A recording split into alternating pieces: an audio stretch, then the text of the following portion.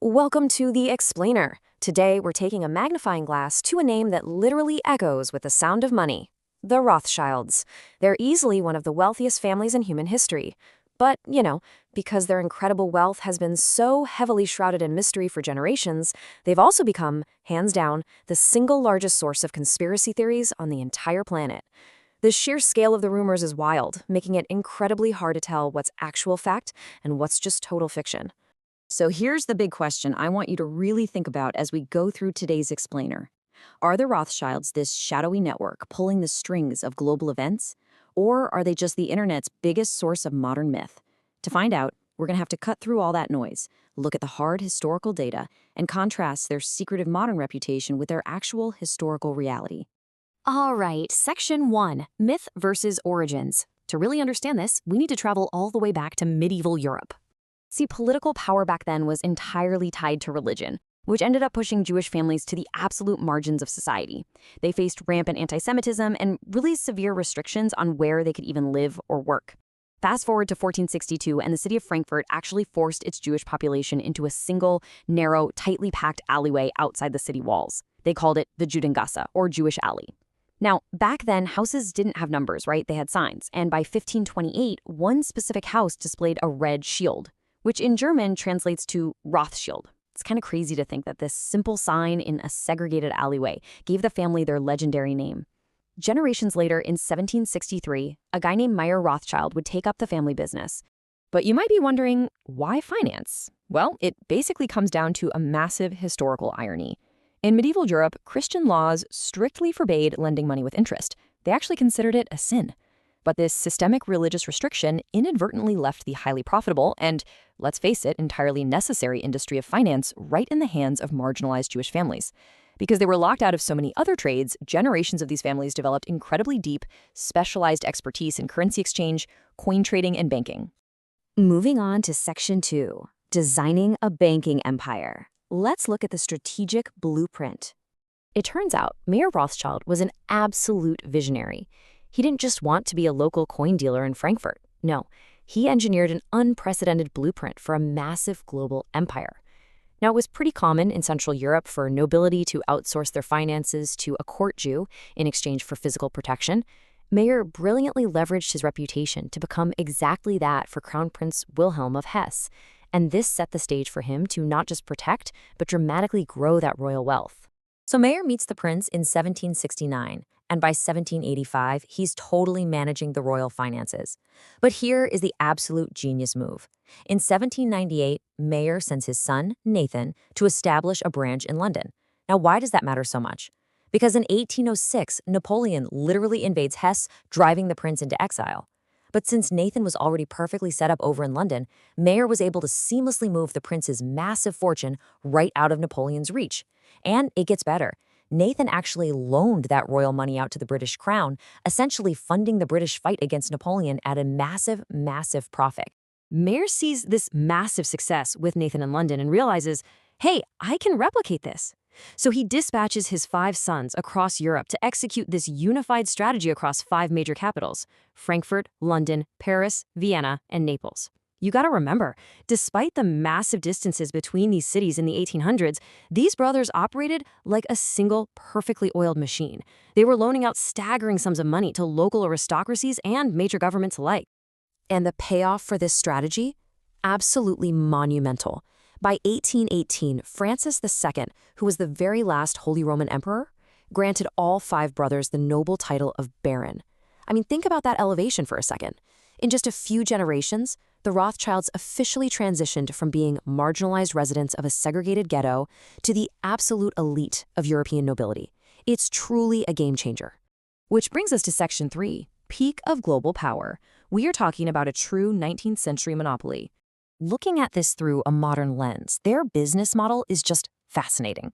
They essentially became the 19th century version of the International Monetary Fund.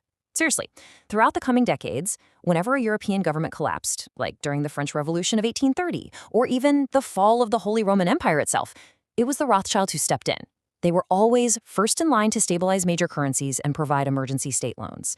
And of course, they did both at a tremendous profit.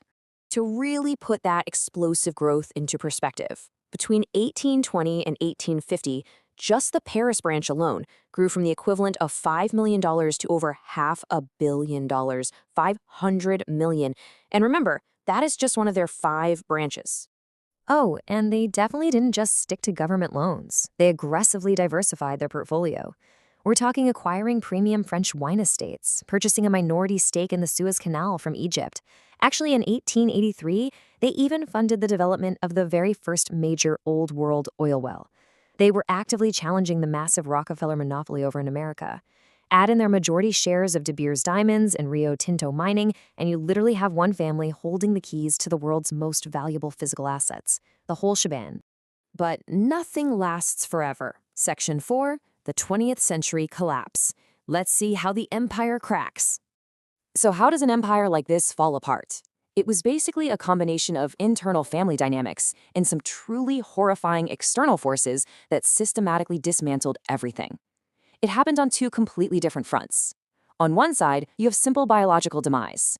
The Naples branch actually went extinct in 1900 when the last male heir died without children. And the German branch? They suffered this somewhat amusing, purely statistical fate. The heirs had 11 girls and 0 boys, which split the fortune and disintegrated its concentrated power. But then, on the other side, you have aggressive state destruction. The Austria and France branches faced the devastating reality of the 1930s and 40s. When Nazi Germany rose to power, they systematically annexed and completely dismantled these operations. When the Nazis annexed Austria in 1938, one of the Rothschilds was actually captured while attempting to escape. And get this, he was only released after paying a staggering $21 million. At the time, that was literally the largest ransom in recorded history. The sheer scale of that extortion effectively bankrupted the entire Austrian branch overnight. And the plunder unfortunately continued over in France. The Paris branch possessed art collections that were so exquisite, Hitler and Goering personally visited just to pick out what they wanted. The Nazis kept these meticulous inventories, and those records show they seized exactly 5,003 exquisite art objects and artifacts from the family. 5,003. And the vast majority of these priceless items, they were never returned. Now, the French branch did have a little bit of luck rebuilding after the war, but later faced nationalization by French socialists in 1981. So in the end, only the English branch managed to survive the 20th century entirely intact. Its patriarch, Sir Evelyn Rothschild, even served as a financial advisor to Queen Elizabeth.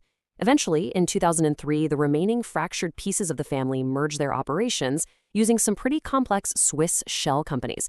But make no mistake here, that unified global superpower status they had in the 19th century, it was permanently broken. The so-called puppet master era was definitively over. Bringing us to our final part, Section 5, the dynasty today. It's time for a modern reality check. If we really want a reality check to shatter that internet myth of their global domination, all we have to do is pull up the Forbes list of billionaires today. Now, you might expect to find the puppet masters of the global economy right at the very top, right? Nope. Instead, the first person you find is a man named Jeff Rothschild, sitting way down at rank 822. And the catch? He has absolutely 0 blood relation to the banking family. He just happens to share the last name. You actually have to scroll all the way down to rank 1284 to find the first actual verified heir to the dynasty. Far from ruling the world, the family barely even registers on the modern radar of global mega wealth.